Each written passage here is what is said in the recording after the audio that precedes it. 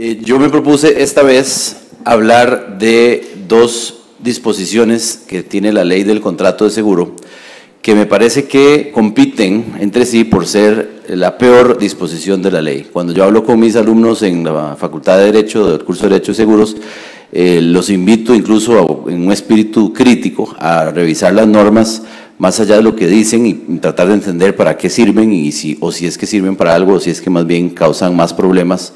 Y en esa línea los invito a hacer un concurso, pensemos que pudiéramos llamar la peor norma de la ley. Y bueno, casi que uniformemente estas dos salen siempre, se pelean el primero o segundo lugar. Hay otras por ahí, pero verdaderamente estas son bien malitas. Yo, por supuesto, que tengo, como pueden ver desde ya, una posición muy sesgada contra estas disposiciones. Podría ser que yo esté equivocado, pero espero que después de esta charla pues ustedes compartan algo.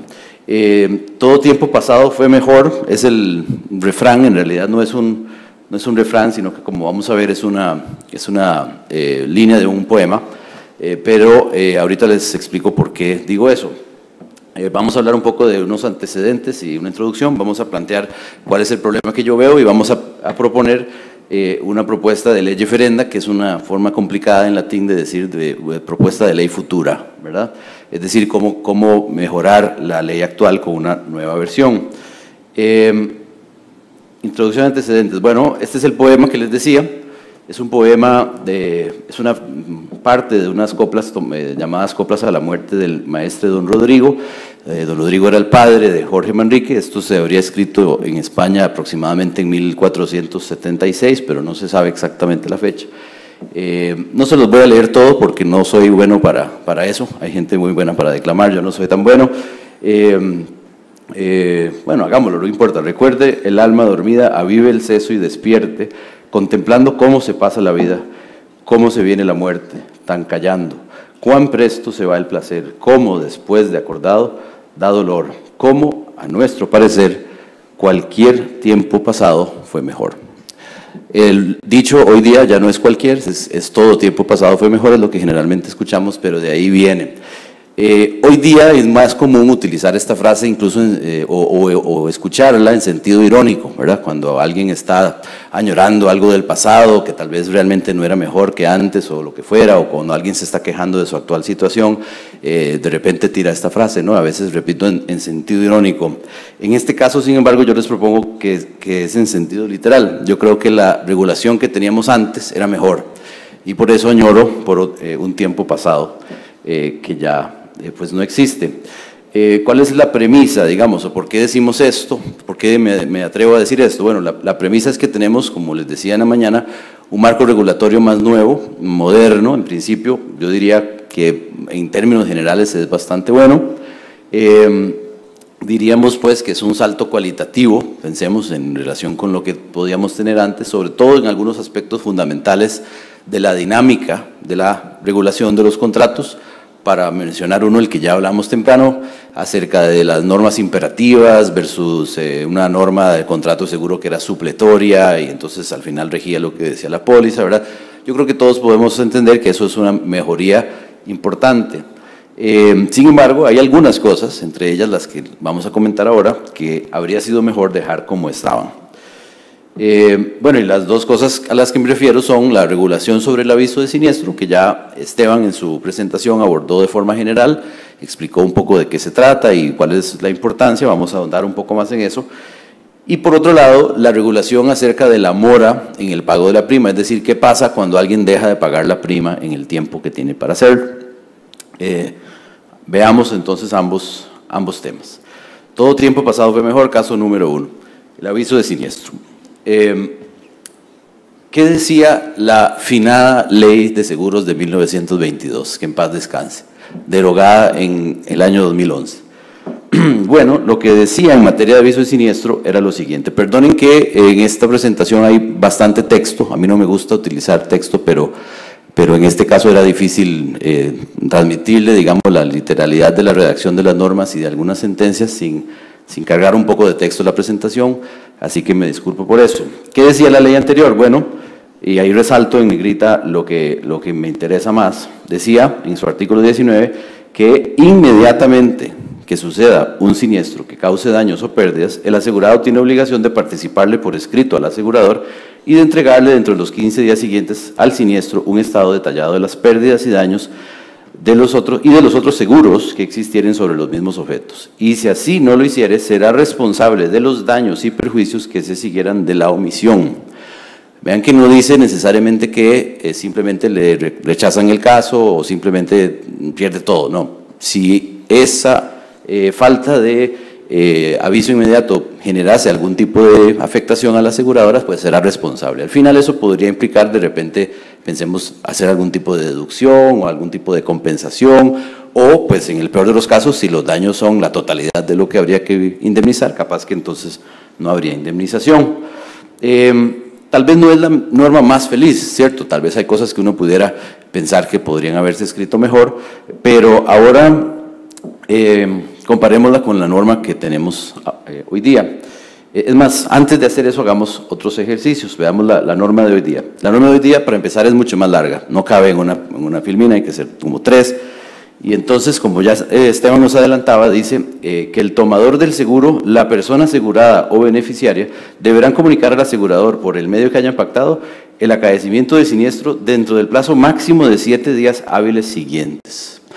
Ahí me detengo para que vean, por supuesto, la evidente diferencia principal, ¿verdad? Inmediatamente, decía la ley anterior, versus 7 días hábiles. Entonces, estamos ahora en la era de la tecnología, ¿verdad? Todo el mundo tiene una computadora personal en el bolsillo que tiene más capacidad de procesamiento que las naves espaciales que fueron a la Luna, pero, por otro lado, requerimos 7 días, ¿verdad?, para el aviso de siniestro.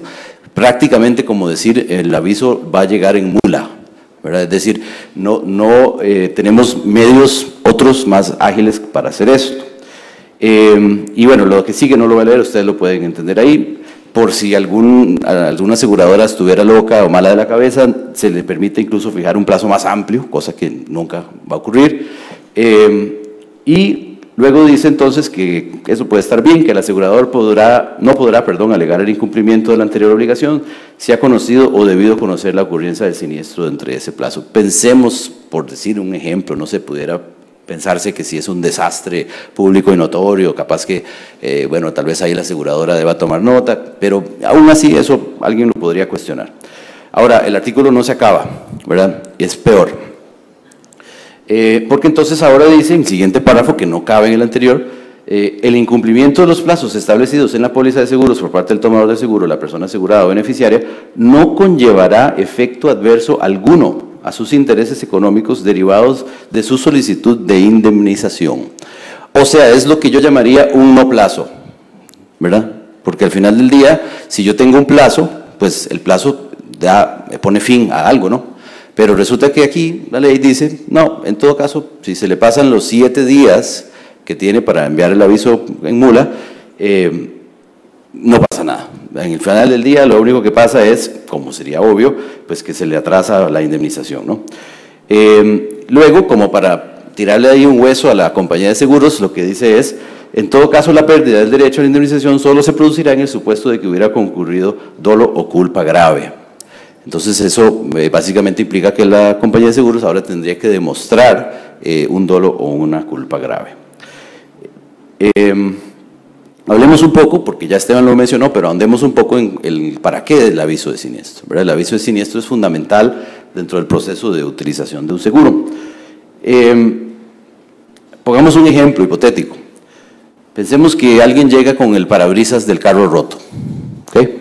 Algo que pasa con alguna frecuencia. Bueno, una hipótesis sería que el parabrisas se rompió espontáneamente, ¿verdad? Porque tenía una fractura, microfractura tal vez invisible que venía de fábrica, ¿verdad? Todo eso podría ocurrir, está dentro del ámbito de lo posible. Ahora, en ese supuesto, ¿qué ocurre? ¿Estaría cubierto por el seguro? No, no estaría cubierto por el seguro, es un vicio propio de la cosa, no se cubre generalmente, ese sería un problema de garantía, yo tendría que ir a reclamarle al fabricante, ¿ok? Otro supuesto es que el parabrisas se rompió porque le cayó la rama de un árbol encima. Entonces, bueno, habría que ver de quién era el árbol, dónde estaba, ¿verdad? Capaz que en ese caso se cubre y, bueno, hay que ver qué sucede. capaz que la rama se cayó por unos vientos, ahí podría haber, para eso están todos ustedes, abogados, ahí habría que hacer argumentos a favor, pero podría ser que estén parados. ¿Qué pasa si el dueño en un ataque de cólera porque perdimos contra Panamá agarra el parabrisas a batazos? Bueno, el efecto es el mismo, el parabrisas está roto, pero evidentemente eso no estaría parado, ¿verdad? Pensemos que el conductor va en una carretera y se cae una piedra de un camión y esa piedra quiebra el parabrisas. Bueno, podría ser que en ese caso también esté cubierto. Y en ese caso, podría ser que además la aseguradora tenga el derecho de ir a cobrarle el parabrisas al dueño del camión, si ahí hay algún tipo de acción de subrogación, ¿cierto? Con este ejemplo un poco tonto, ¿verdad? Tal vez es un ejemplo tonto, pero con esto espero que puedan visualizar en la vida real que una cosa es un efecto que se haya producido, un determinado daño, y otra cosa es la forma en que se produjo. Y la forma en que se produjo muchas veces va a determinar si el seguro cubre o no cubre ese daño. ¿Y cómo hace la aseguradora para saber cómo fue que se produjo?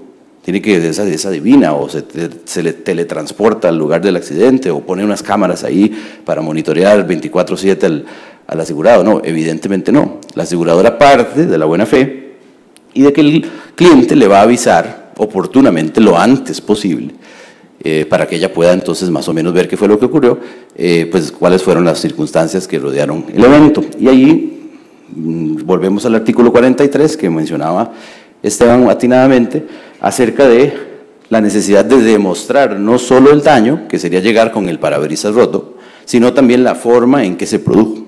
Y de esa manera entonces este aviso de siniestro tiene relación justamente con ese deber de demostrar cómo ocurrió el daño. ¿Okay?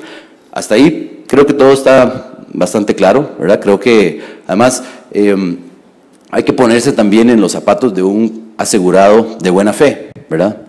Porque ahorita vamos al tema de la mala fe, pero un asegurado de buena fe normalmente ¿qué es lo que quiere? Bueno, lo que quiere es activar su seguro lo antes posible, ¿verdad? Algunos de ustedes, ¿quién ha tenido un choque, por ejemplo? ¿Alguien ha chocado? Bueno, y ahora, ¿quiénes de ustedes que han chocado se esperaron al día siguiente o 3 días después para avisarle a la compañía de seguros que chocaron? Espero que nadie diga eso porque hay que sacarlo, ¿verdad? No, por supuesto que no. Cuando uno choca y cuando uno actúa de buena fe, ¿qué es lo que uno hace? ¿A quién llama primero? Primero uno llama a la esposa o al esposo o a la novia o a alguien, ¿verdad? Luego, o capaz que primero llama a la gente incluso, ¿verdad? En ese orden podría variar, pero típicamente va a ser o a la pareja o al agente, ¿verdad? Ese es el orden. E inmediatamente, si usted no sabe dónde está parado, el agente lo que le va a decir es, bueno, y tiene que llamar a la compañía de seguros, al inspector, y tiene que llamar al tránsito, probablemente a la policía de tránsito. ¿Okay? Eso es lo normal. Entonces, en cuestión de minutos, usted probablemente ya activó este mecanismo. Eso es lo que hace una persona de buena fe. Vea que estamos diciendo minutos. No han pasado 10 minutos, no ha pasado media hora, no ha pasado un día, no ha pasado 7 días. Sí nos entendemos, ¿verdad?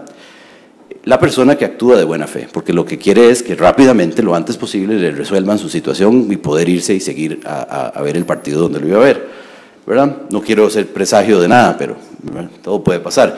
Entonces, en efecto, bueno, esto obviamente no es creación mía, este elenco es ilustrativo, pero es universal. En particular este elenco lo describe el doctor Rubén Stiglitz en una de sus obras, y dice que el aviso de siniestro sirve, entre otras cosas, bueno, precisamente para verificar si se trata de un siniestro cubierto, ¿verdad? Sirve para determinar si es necesario ayudar al asegurado para atenuar los daños. Yo les puedo poner un ejemplo de esto. Un cliente que tiene una marina y un rompeolas, hace algunos años sufrió un evento relacionado con unas marejadas.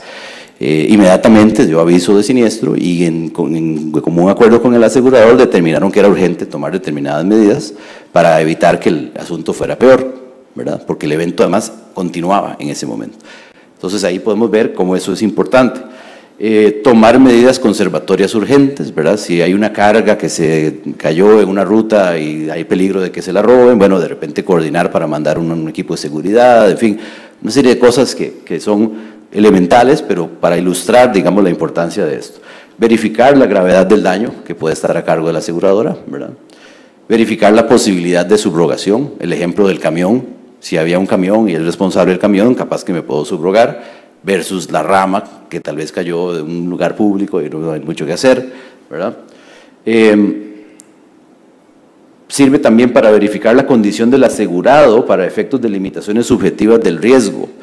Pensemos que el asegurado no es tal, o el asegurado que anda el vehículo no tenía permiso, entonces capaz que hay un problema por ahí, o pensemos que el asegurado está borracho, no que nadie nunca haya manejado borracho, ¿verdad? Ni tampoco que alguien haya alguna vez pretendido engañar a la aseguradora sobre su estado al momento del evento, ¿verdad? Sirve para recoger elementos probatorios, ¿verdad?, que rodearon la forma en que ocurrió, porque tal vez yo tengo ahí una cosa más compleja, tal vez hay un muerto o hay lesionados y esto podría ser delito y va a haber que enfrentar un proceso penal. Bueno, hay que tener testigos, ojalá, la mayor cantidad de elementos probatorios, ¿cierto? Por supuesto, un poco en línea con lo que les he venido diciendo, sirve también para evitar entonces que se puedan consumar fraudes, ¿verdad? Porque claro, ya hablamos del caso del asegurado que actúa de buena fe, que diríamos es la mayoría de la gente. Pero también hay asegurados que no están actuando de buena fe, también hay delincuentes, también hay crimen organizado, también hay bandas que andan viendo cómo provoca choques para generar gastos médicos, colusión con médicos que cobran 3 veces lo que es, ¿verdad? Todo eso pasa a diario, ¿verdad? Entonces, por supuesto que también sirve ese aviso lo más pronto posible para evitar que se puedan consumar fraudes. Sirve para suspender la prescripción, ¿verdad? En fin, una serie de efectos importantísimos tiene este aviso de siniestro, que parece trivial, pero como ven es bien importante. Volvamos al pasado, ¿verdad? Porque siento yo añoranza, me da hasta sentimiento aquí cuando pienso en lo que se hacía con la ley anterior. Sobre este tema, la Sala Primera de la Corte Suprema de Justicia, en referencia a la ley de 1922, perdonen otro texto un poco grande, pero le tocó resolver una situación en donde la aseguradora en cuestión había rechazado un caso porque la persona no había dado aviso de siniestro. Y claro, lo hizo con base en la norma anterior, que además entonces permitía que la póliza estableciera un plazo relativamente corto, no sé si decía siempre inmediato o si eran unos pocos días. Y en ese caso, los jueces, haciendo un análisis, pensemos, balanceado, que es un poco lo que reclamaba en alguna medida Esteban y lo que creo que también reclamaba Boris, haciendo un análisis balanceado, a pesar de que la norma decía inmediatamente, ¿verdad? Recuerden que hablaba de que tenía que ser inmediato. Finalmente lo que dice es, bueno, no podría considerarse como siempre obligatoria o insatisfecha esta obligación cuando el asegurado no se encuentre en posibilidad inmediata de hacer el llamado. Es que es de lógica elemental, ¿cierto? Señor asegurado, su caso está rechazado porque usted no avisó inmediatamente, solo 6 días después, pero es que estaba en coma, ¿verdad? Bueno, evidentemente no se puede exigir que alguien haga aviso inmediato en determinadas condiciones. Claro, ahí es donde entra la prudencia del juez, que tiene que venir y caso por caso analizar si es excesivo, si no es excesivo. Claro, a los abogados en general no nos gustan las reglas tan maleables. Tendemos a preferir reglas muy claritas, blanco y negro, 7 días. ¿Por qué no 5 o 3 o, ¿verdad? 7 días. El mundo se hizo en 7 días, entonces son 7. Es muy fácil de aplicar, ¿cierto? Una regla de 7 días, pero es que no va con la realidad, no va con lo que acabamos de decir. No tiene ningún sentido. ¿Qué sí tiene sentido a pesar de que no sea tan fácil de aplicar y tan bonito y tan limpio? Bueno, confiar en que hay unos jueces que están ahí para hacer justicia y que tendrán la prudencia y la habilidad de discernir caso por caso, cuando se presente la discusión, si es un ejercicio abusivo de una posición simplemente inmediato, no fue inmediato, entonces no, o si, en cambio, en las circunstancias hay algo que haga pensar que el asegurado no actuó correctamente para de alguna manera afectar la posición de la aseguradora. Eso no siempre va a ser el caso. Yo no digo que los asegurados anden siempre haciendo eso. Lo que digo es que la norma debe prever la importancia de este tema y permitir al juez ese grado de discrecionalidad. Aunque sea más difícil de predecir, creo que el sistema funciona mejor así. Entonces, en ese caso particular no se sostuvo incluso la declinación, porque el juez determinó que era demasiado exagerada la posición de la aseguradora, no había habido ningún tema de mala fe, no había habido ninguna afectación importante, en fin, había habido toda una serie de cosas. Lo importante quizás es esta última frase, ¿no? La omisión del aviso inmediato al inspector del percance no puede considerarse por sí misma un incumplimiento grave del contrato. Cada supuesto merece un análisis particular. Esa es la realidad. La realidad es caso por caso, no es 7 para todos los casos, ¿verdad? Eso no es muy complicado. En la misma línea, aquí hay otra resolución que me parece interesante, que es esto es clave para Tribunal Contencioso Administrativo Sección Sexta, referido a también la ley de 1922, en donde dicen que esta incluso transcribo varias partes porque esta me parece especialmente buena. Es una sentencia que a uno le gusta leerla y volverla a leer por la claridad mental, digámoslo así, que tenía el juez en ese momento. Sucede que en este caso resolvió a favor de la aseguradora, pero aplicando esa misma lógica hubiera podido resolver en otras circunstancias a favor del cliente. En fin, es el proceso más que el resultado lo que me interesa. Lo que dice es, bueno, entre otras cosas dice, vamos a ver, el deber del asegurado no se limita al pago de las prestaciones pecuniarias a las que se obliga, sino además a los compromisos que se desprenden del convenio, en este momento era un plazo contractual el que aplicaba, así como conducirse con arreglo a la buena fe y la mutua colaboración. Cosas básicas, elementales del derecho de seguro. Se ve que este juez, más allá de la letra de la ley, había profundizado en el tema, por todo lo que ya hemos hablado hoy. Pero ¿qué más dice en esa misma sentencia? Dice, por ejemplo, resulta lógico que dentro de estos contratos sea usual la consignación de deberes del asegurado de informar inmediatamente o dentro de un plazo razonable, ¿verdad? A fin que el asegurador realice una investigación para determinar la existencia real del evento, las condiciones en que se ha producido, así como el impacto de los daños que han de ser cubiertos por la póliza. Es como leer a Rubén Stiglitz, solo que es una sentencia, ¿verdad? Es muy correcta desde el punto de vista técnico. Repito, independientemente de lo que haya resuelto en el caso concreto, porque según los elementos del caso concreto hubiera podido ir hacia un lado o hacia el otro. Y sigue diciendo, no constituye, bueno, en este caso concreto, pero en general aplicado a este tipo de cláusulas, no constituye, por ende, una cláusula abusiva, sino una expresión razonable, y que este tribunal considera es una obligación de principio inherente al contrato mismo. Dice incluso que es preciso, a la luz de la equidad contractual, analizar en cada caso concreto la intensidad de un incumplimiento de este deber. Entonces, esta regla, mucho más maleable, mucho menos predecible, sin embargo, creo que tiene mucho más sentido a la luz de todo lo que hemos venido diciendo, y por eso es que todo tiempo pasado fue mejor. Segundo caso, y aquí ya vamos en la recta final, ¿qué hora es? Estamos más o menos bien de tiempo. Todo tiempo pasado fue mejor. Caso número 2, la mora en el pago de la prima. Ese es otro supuesto. Mi voto personal, de se los adelanto, incluso ahora tal vez podemos hacer un rápido sondeo a ver cómo queda, solo pueden votar una vez.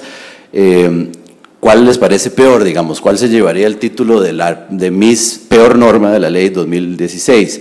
¿Verdad? Ya vimos la primera candidata, la de aviso de siniestro. Yo, en lo personal, sin pretender influir en su voto, considero que esta, sin embargo, se lleva las palmas, porque yo, dedicándole un poquito de tiempo al asunto, encontré no menos de 7 problemas graves con esta disposición. 7. Pero bueno, veamos. ¿Qué decía? ¿Cuál es la importancia de esto quizás? Primero, entender que la prima está en el corazón del contrato de seguro como una operación técnica, ¿cierto? La prima es justamente la suma de dinero que se calcula a partir de la estadística, el cálculo de probabilidades, que permite al asegurador conformar un fondo de primas, o un fondo para hacer frente a las obligaciones, ¿no? Los asegurados pagan una parte, un monto fijo, digamos, a cambio de la cobertura de un riesgo, y de la totalidad de fondos recogidos, pues de ahí es que se pagan los reclamos, ¿no? No tiene ninguna ciencia, es antiquísimo, ya los sumerios lo hacían hace 6.000 años, es la base del seguro, es la mutualidad de la que hablaba la doctora Signorino temprano.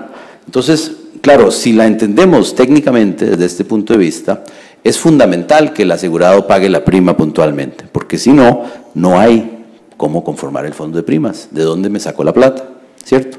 El pago de la prima es la obligación central más básica, pensemos, que pudiera tener el asegurado. Yo la pondría tal vez al mismo nivel que la buena fe en general, que conducirse de buena fe, pero si hablamos en términos puntuales, pues su obligación central, y así lo dice toda la doctrina, es pagar la prima, ¿de acuerdo?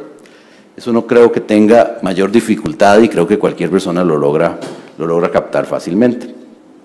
¿Y qué decía la ley anterior? Todo tiempo pasado fue mejor. Bueno, lo que decía es que la falta de pago de cualquier prima el día del vencimiento termina por el mismo hecho del contrato. Punto.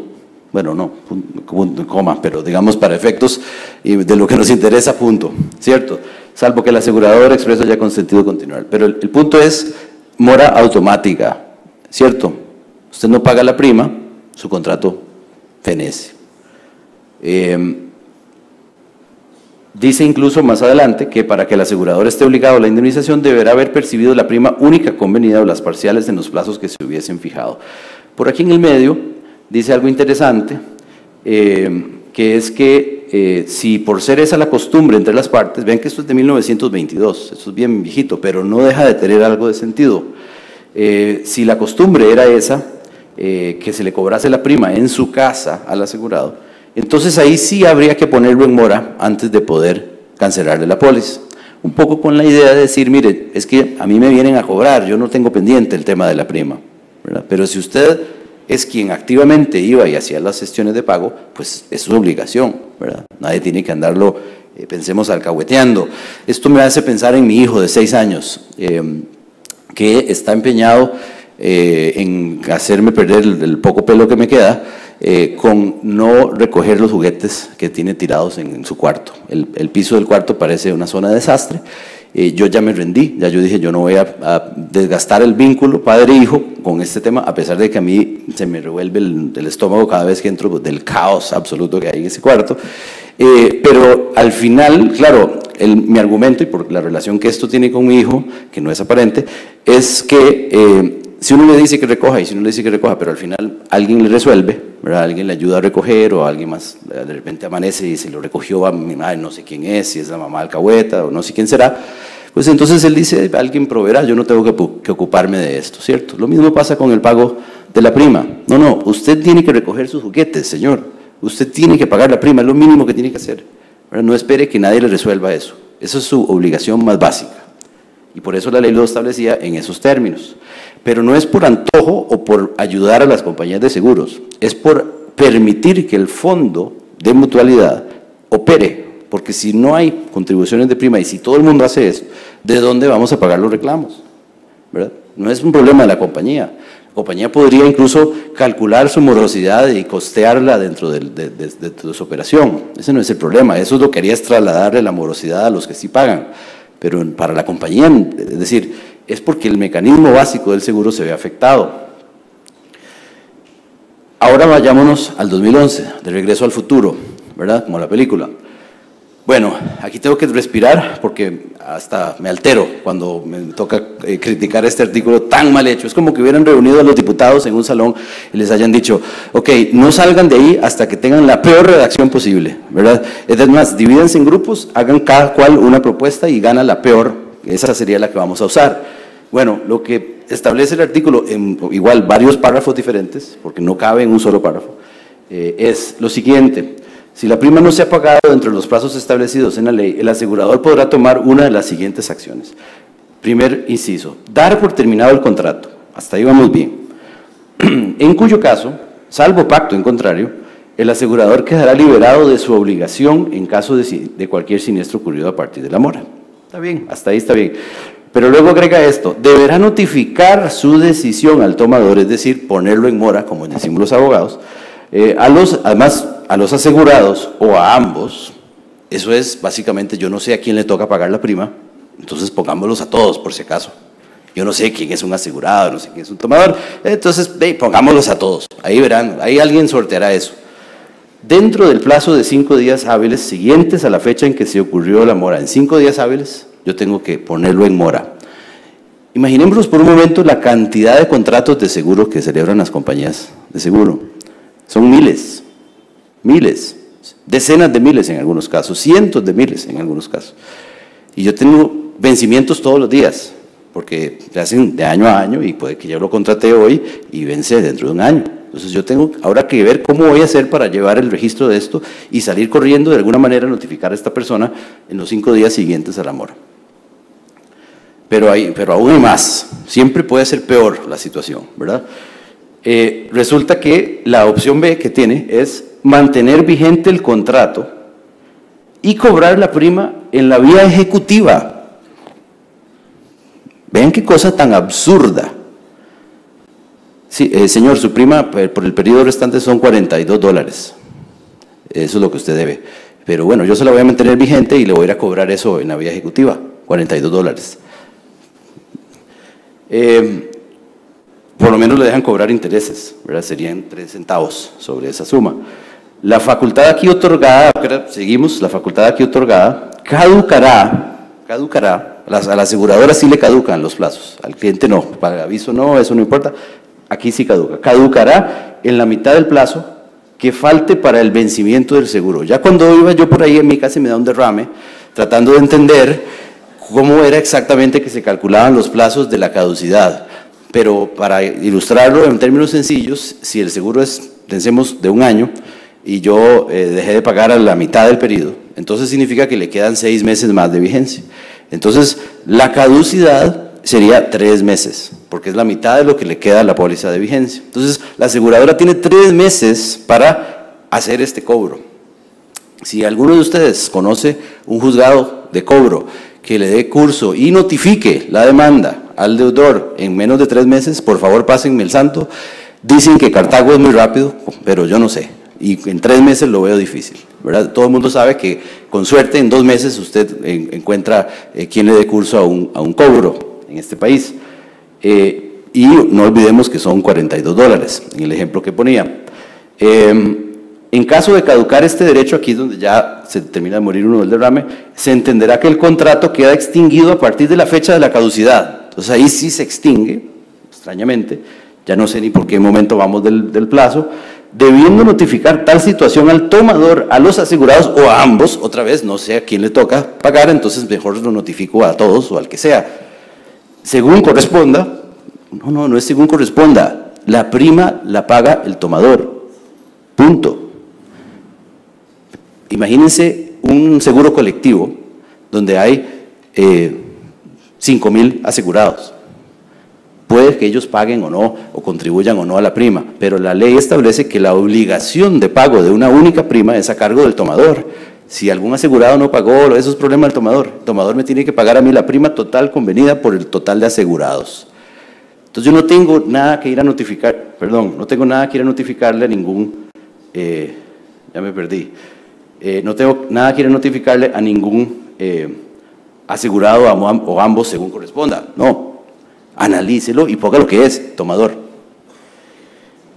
Dentro del plazo de 5 días, ya no sé ni cuántos días llevamos, pero perdónenme, pero ya yo me perdí, digamos. Esto es como que lo hubiera escrito Franz Kafka en persona. Es absurdo, total y completamente kafkiano, es un enredo imposible. Pero señores, no se acaba todavía, aún hay más. Es peor. Se entenderá que el asegurador escoge mantener vigente el contrato y cobrar la prima en la vía ejecutiva si no notifica su decisión de dar por terminado el contrato dentro del plazo de 5 días. O sea que opera una especie de silencio positivo. Si se te va el plazo de 5 días, se asume que vos quisiste dar cobertura sin recibir prima, porque claro, sería lógico hacer eso, y entonces lo que te queda es, nada, la opción de la mora. Luego, para el cobro en la vía ejecutiva de la prima, más el interés legal pactado, sirve de título la certificación del monto de la prima devengada. Para que nos entendamos, eso significa la prima que se haya consumido hasta el día en que el contador me certifica el monto. Entonces, si volvemos al ejemplo, que habíamos puesto antes, 6 meses, ahora debo el mes 7, ¿verdad? Y no he pagado. Entonces, la aseguradora no notificó, o lo que sea, decide entonces, la opción que le queda es ir a cobrar la prima en la vía ejecutiva, los $42 del mes 7, y solo puede cobrar esos, porque es la única suma que se ha devengado, porque el mes 8, 9 diario todavía no ha corrido. Entonces el contador la certificación se la tiene que hacer únicamente por la del mes 7, pero le va a llevar 3 o 4 meses, si es que no le caduca el plazo, notificar el cobro. Entonces para cuando notifique el cobro ya le deben otros 3 meses, pero no están devengados, o tal vez puede hacer algún cambalache ahí en el juzgado y que le dejen cambiar la certificación en una actualizada, ¿verdad?, por la suma devengada. Señores, Franz Kafka, esto no puede ser más enredado porque de veras, ¿verdad? Acuérdense lo que decía la versión del 22, si no paga la prima el contrato se muere, punto. Unos cuantos problemas, ya los he reseñado, pero solo para resumir. Hay que poner en mora al asegurado, ese es el problema básico. Si usted revisa la legislación de la mayoría de los países, no hay que poner en mora al asegurado. Y no es, repito, por proteger a la aseguradora, es por proteger a la mutualidad, es para habilitar el mecanismo del seguro. Si no hay primas pagadas, no hay de dónde pagar reclamos. Dice, ya les decía, bueno, dice que hay que notificar al tomador, al asegurado, o al cliente, o al usuario, o al perrito, o a la abuelita. No se sabe a quién, porque no entendemos bien la diferencia entre tomador y asegurado. Es al tomador, al único que habría que notificar en todo caso. El plazo de 5 días parece también corto. En algunos casos puede ser difícil ubicar al asegurado. El asegurado cambió de casa, su correo ya no funciona. ¿Cómo lo notifico? ¿Verdad? Opera una especie de silencio positivo, ya lo mencionamos. Si no hago nada, se entiende que quiero mantener la póliza vigente de gratis. El cobro es en la vía ejecutiva, a pesar de que las primas normalmente son sumas pequeñas. Estamos claros que hay algunas primas que son sumas muy importantes, pero ténganlo por seguro que ahí la van a ir a notificar con notario, ese vencimiento, ¿verdad? Porque si la prima son $100,000, pues ahí no va a quedar más. Ahí va a tener que ir a notificar si es del caso, con 3 notarios. La caducidad del derecho de cobro, ¿verdad? Entonces esa cosa que hablábamos de los plazos y que entonces hay la mitad del plazo restante para ir a cobrar, vamos por 6 creo, y solo se puede cobrar lo devengado, no puedo cobrar, entonces tengo que ir por partes, ahí, o sea, absurdo. Regresar al pasado, entonces, regresemos al pasado, ese sería ya para ir aterrizando, las propuestas de ley futura serían, es más, perdón, hagamos el sondeo. ¿Quiénes consideran que la del aviso de siniestro es peor? Uno por ahí, 2, sí, yo tengo problemas con esa también, me siento. ¿Quiénes consideran que esta es peor? Esta es que este es un monumento a la pésima legislación, ¿cierto? Es algo inaudito, no sé de dónde lo sacaron. Pero bueno, en resumen, aviso de siniestro, estas son propuestas, por supuesto que son mejorables. Yo propondría que reformemos el artículo 42 para regresar al pasado, ahí modificado. El asegurado o beneficiario del seguro, según corresponda, deberá comunicar al asegurador el acaecimiento de siniestro inmediatamente se produzca el mismo. La falta de aviso inmediato podrá excusarse mediante la demostración de causas de fuerza mayor. La mala fe en la falta de aviso inmediato liberará al asegurador de cualquier obligación en relación con el siniestro.